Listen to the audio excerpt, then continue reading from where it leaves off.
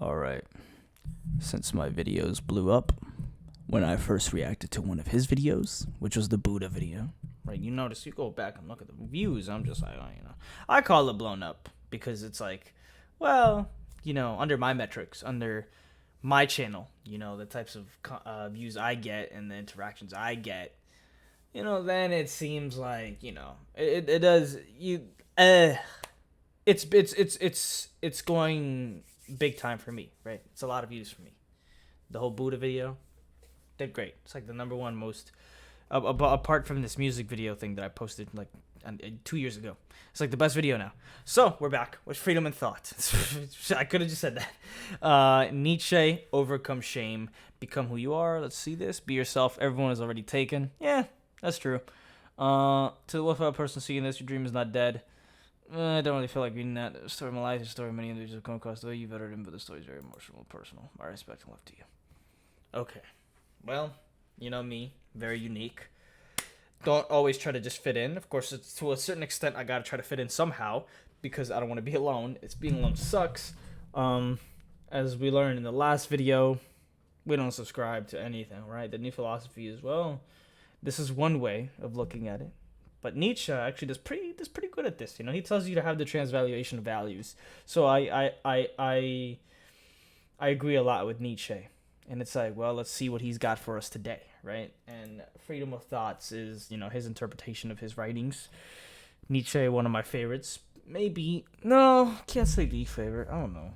I need to do more reading of philosophy to tell you who my favorite is. I don't have one. But I really like Nietzsche for some reason. I really like him because me and him, we got a lot alike, Me and Nietzsche, see, he's just like This video was made possible by Brilliant, a math and science problem-solving website that makes learning fun and rewarding. In The Joyous Signs, Nietzsche writes, "Whom do you call bad? Those who always want to put others to shame. What is most humane? To spare someone shame. What is the seal of liberation? To no longer be ashamed of oneself." So according to Nietzsche, someone who's truly free is free of shame. Free of shame? And he thinks someone who shames others is bad. Well, that's one way of looking at it. I agree. It's just like, well, does that mean don't ever get embarrassed? Does that mean don't ever get guilt, don't ever get shame? I mean, we're come from a social structure where we had a close, tight-knit community, and of course you needed to fit in, otherwise you might get kicked out, and if you get kicked out, you die. You guys know this. It's like, everybody should know this by now, right? And it's like, well, I guess that's freedom from one thing. I wouldn't say that's total freedom. That's freedom from the chains of a social dynamic, from the social etiquette where you must feel like you must fit in and conform. Like, well, actually, come to think about it, I see why he would say this, but I think there's more to it than that. But I'm seeing it now. Why is it important to be free of shame? And why is it bad to shame others? That's what I want to explore in this essay. And I want to start with a question. What does it mean to be free? What does it mean? In The Joyous Signs, Nietzsche says, quote, "What does your conscience say? You shall become who you are." Let me explain. This is an important idea in Nietzsche's work, and not only is it one that I agree with, but it's the starting point of this essay. Everyone has a true self which they must become, and it's possible for us to fail to become our true selves. Think of yourself. Yeah, but I mean, all we are is, the facticity and in our circumstances, our experiences, our environment, our time period. I'm not gonna be the same as the guy from 2000 BC, right? It's like, well, who you are is in a lot of ways it's kind of impactful by other people. Like, other people play a role in that. You're not free from that. You take in information. A lot of it might be from my dad, my mom, from somebody. But the thing is, somehow, some way, a lot of what you are might be, since you can't create something out of nothing. You didn't create the English language. Somebody else created that. You're using something that other people created. a structure of talking that was not created by me. It's like everything you do, you're using it. Somebody else made, right? Somebody else is probably done it, and all you. But what you should maybe try not to do is not try to fit in so much, even though to some extent you're always gonna be doing something. You're always gonna be. You're never gonna be. I guess what I'm trying to say is you're never gonna be fully free of influence. But the thing that you can do is choose who you're gonna, you know, who you're gonna be like. Who you're gonna take inspiration from. Because you're taking inspiration from something subconsciously, from a lot of things. A lot of that might be people. A lot of that might be this. A lot of that might be that. Whatever it is, you're taking inspiration. A lot of what you are is just inspiration that's come from the facticity and all of the experiences and your shit that you didn't get to choose. Who your parents were, who your dads were, where you were born, when, what shit happened, what kind of circles did you have. All of that. They make you. So becoming who you are is, of course, you're going to have some inspiration to go from, but don't wear that mask. I think that's the most important thing. Don't wear a mask trying so hard to be what everybody else wants you to be, to try to fit in, to try to be somebody that you're not. Like, no, be who you are, even if that person that you are takes inspiration from somebody else. But at least you get to choose who that person is. You choose who you're going to take inspiration from. You know what I mean? Like That's my bit. I'm not pausing it anymore. As the Let's seed, go. you contain the entire full expression of the oak tree within you. But if the conditions aren't right, if the soil isn't good, if you don't have enough sunlight, rain, or nutrients, you can fail to become a fully grown oak tree. And so freedom is the freedom to become what you are. Ooh. To become the fullest expression of yourself. Yes, sir. And with that idea in mind, we can turn back to shame. Why is shame bad? Because it can prevent you from fully becoming who you are. And to explain how, let's look deeper into shame. I don't even need What's you to the explain, thought behind shame? The shameful mind says, who I am is not who I should be. But what does that mean? Let's look into it. The shameful mind has an ideal. It has an image of what it means to be a man, or a woman, or a father, or a wife. And the shameful mind compares itself to this ideal image and finds itself inadequate. And this measurement, this realization that who I am is not who I should be, leads to shame. But where did this ideal image come from? All shoulds come from society. Yes. Think about it. When you were a baby, did you have any ideas about what you should do? No, you didn't Probably give a fuck. Not. You just did what you wanted to do. A pure mind says, this is what I want to do. A conditioned mind says, this is what I should do. So when you live according to a should, you aren't being yourself. You're being who your society wants you to be, and you're trying to live according to your society's image. You've become a puppet of your society. And if you understand that, you understand why Nietzsche thinks shame is bad. But is there an importance to the society, though? Is there something that can be... Damn. Like, your society is so fundamental, though. It's so overbearingly important. Like, you need to, in a sense, like, it's good. Like, I don't think it's super bad to have etiquette, right? Like, you don't want to go around, coughing on people, sneezing on people. You don't want to go around, just being a dickhead, right? But it's also like, well, be you, be unique, as long as you aren't hurting others. That's the only rule. You aren't imposing on others. Like, you're not, you're not being a dick to others. You're not, like, harming others, Well, in the case, you might be able to be a dick. If you're not, like, actually harming anybody, you might be able to be a dick. You might say, well, that's what I want to be. I want to be a dick. I want to be a, whatever, right? You might want to be a dick. You might just want to be. It's like, okay, well, don't harm some other people, though. Because etiquette is important. In a sense, it might be necessary. There is a value to be had in the fact that, well, you are kind of influenced by your society. You better limit that, though. You better not be influenced a whole lot. Only with the bare minimum. Only with the bare minimum, I'd say. Which is like, have your etiquette, don't sneeze on others, cover your mouth, say thank you, be kind, be courteous. Other than that, though, you go right ahead and do whatever the fuck you want. Like, I couldn't care less, right? If you consider me society, I wouldn't give a fuck. But I'm not society. I'm somebody that believes this, and I'm somebody that knows this, and I want to be free, and therefore I will be free and not just do shit that society wants me to do. I will do the shit that I want to do, right? And that's how everybody should be living. To shame others is to reject who they are. To shame others is to make people be who you want them to be and not allow them to be themselves. And when you submit to the shame of others, you reject your true self. And what happens when we reject our true selves? Lucidchart makes intelligent diagramming easy and helps your best ideas become real.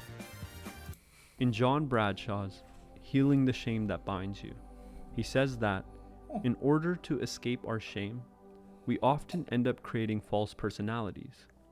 Let's look at an example. As a little boy, Timmy was highly sensitive, artistic, and intuitive. He would cry whenever he watched a sad movie or listened to a sad song. He would spend his time painting rather than playing sports.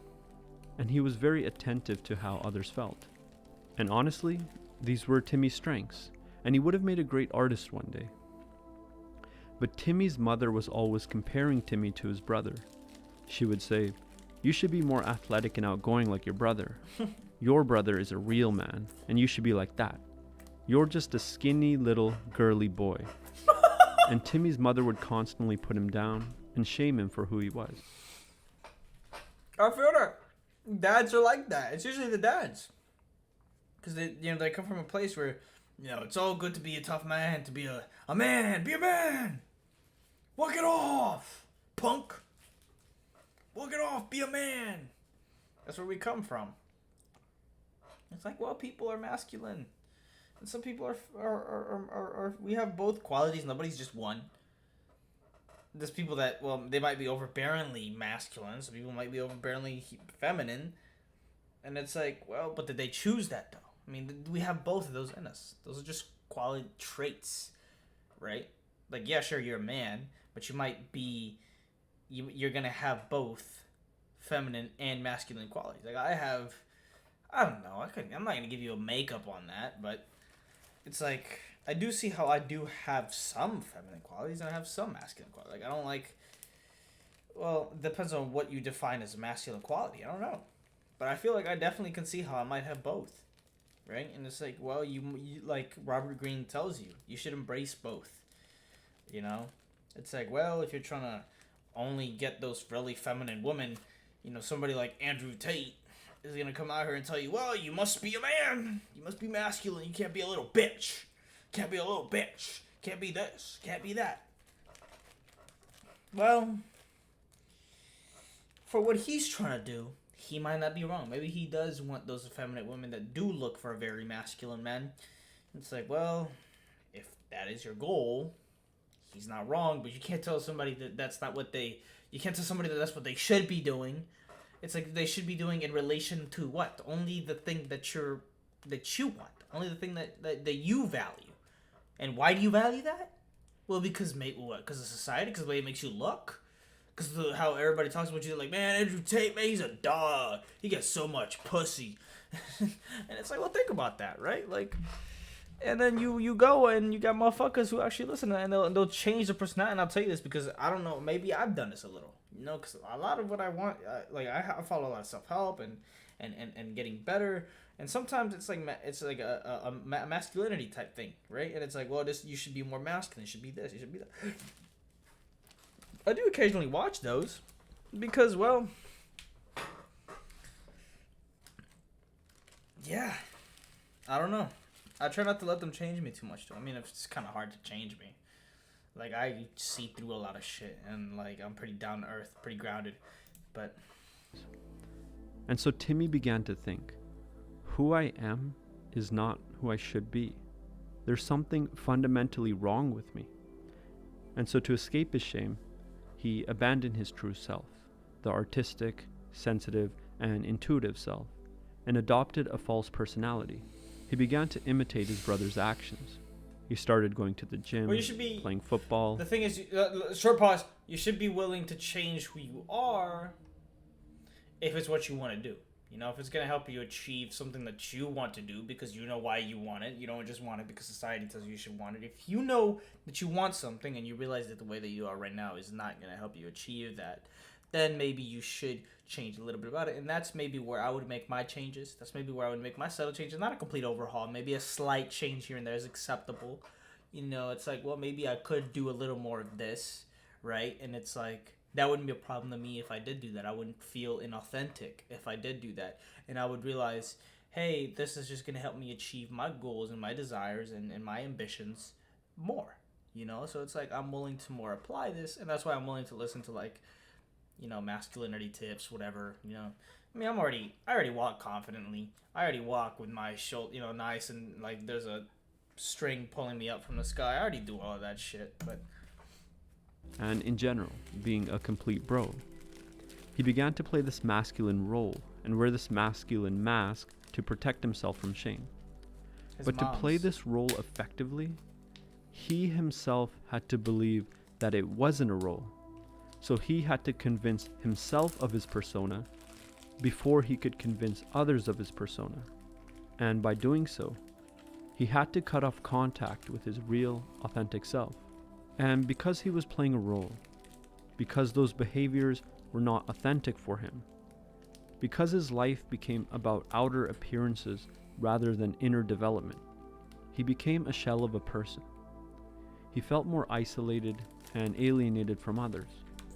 He felt lonely in the presence of others because they were never really seeing his true self. So what happens to Timmy in the end? Thankfully, at some point, Timmy realizes that he's stuck in toxic relationships. The people around him, his mother especially, want to control his life, and so far, he's submitted to their desires. He's living others. the life they want him to live, rather than the life he wants to live. But finally, he sees the futility of this lifestyle. By living how his mother and brother believe he should, he maintains his relationship with them. But what's the point of maintaining these relationships?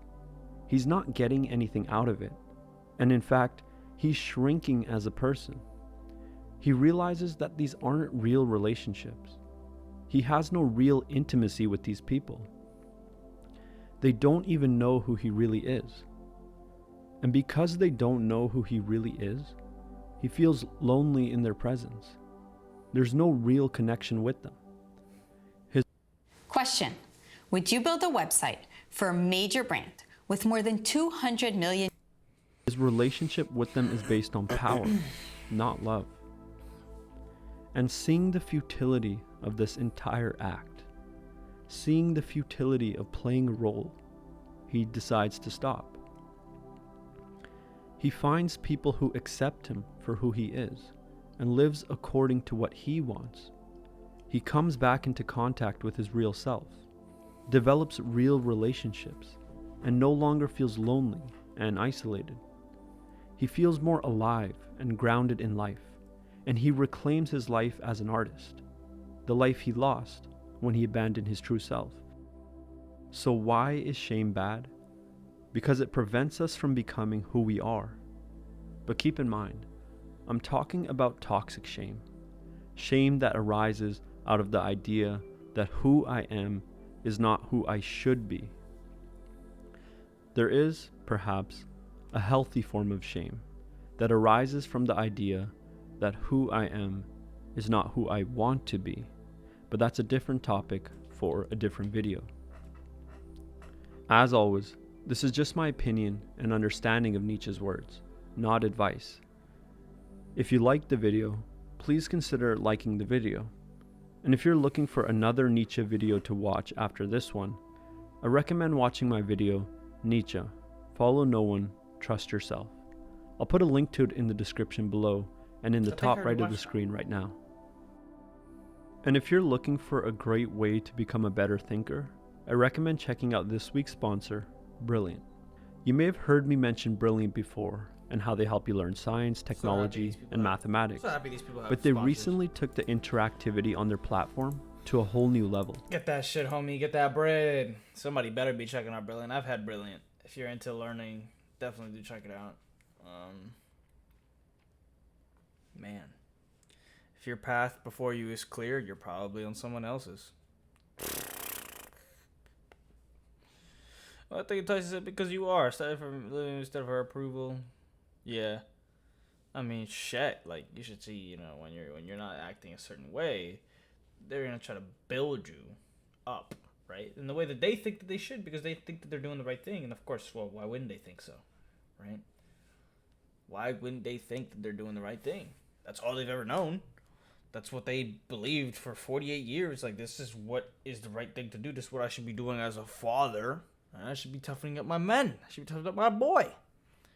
So if I don't do anything, well, the only way that he knows is to discipline, right? It's just like, well, now I get told that I'm worthless, that I'm a piece of shit, that I'm this, that I'm a bitch. Can't even get called by my name. I get called idiot, right? And it's just like, well, you know, it's not really helping. Especially if you get hit, like, it's not helping. It's just like, I'm kind of like, whenever I'm getting yelled at or I'm in like high pressure and I'm getting called stupid, I don't function very well. Like, I don't want to be there. I don't want to work well for you. You don't make me want to work well. So I don't, you know? And it's like, well, what can you do? You know, Nietzsche, overcome shame, become who you are, right? Be who you are. And if you're not who you are, then feel that shame. Feel that good shame of, well, asking yourself who I am is not who I want to be. You know? And be who you want to be. You know, that's the most important thing. And that doesn't mean just stay static. It doesn't mean just keep doing what you're doing right now. It doesn't mean don't do this or that or this or that. It's like, well, be who you want to be. Do what you want to do. And that might change through time. That might change. You might be into one thing today. And while something might come up that, well, might make you be into another thing. Just make sure that it's not just because, well, somebody says you should. Just because, and you know, and then when you're there, you feel like you don't really want to be there. You don't feel like it's not really you and you don't want to be doing what you're doing. Like, for example, I didn't always go to the gym. Recently, I've been going to the gym, right? And I'm not going to say that me not going, just because I never had gone, that going to the gym isn't me. Like, now, through my experiences, I've realized, well, now I really want to go to the gym. And this is who I want to be, right? Who I am as of right now, what I was doing, it's not what I wanted. It's not who I want to be. I want to be somebody that goes to the gym. Not because society tells me, not because anything. It's because I wanted to go. It's because I wanted to be, right? And that's the most important thing. And anyway, without further ado, man, that's it. Hopefully you guys enjoyed that video, man. Hopefully you learned something new. Let me know what you guys think. Let me know what you want me to react to in the next video. If you made it to the end, let me know. Leave a comment, leave a like, and subscribe to the channel, boys. Subscribe. All right, I would very much appreciate that. It's free, right? You'd be making somebody's day. You know, if you want to see for what's in it for you, you'd be making my day. And yeah, I'll see you guys in the next one.